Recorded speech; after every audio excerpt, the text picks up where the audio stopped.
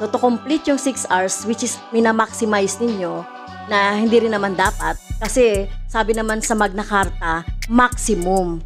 Pero not necessarily na i-burden nyo si teacher ng 7 to 8 loads a day. Mathematics teacher, 7 sections every day ang tuturuan mo dun sa 40 minutes. Hindi naman makina yung si teacher na 7 to 8 loads a day. Kahit na ba 40 minutes yan Sa high school, hiwa-hiwalay ang building. Ako si mathematics teacher, manggagaling ako din sa building A. Pero yung second subject ko, pupunta ako dun sa building B. So 40 minutes yan, 45 minutes.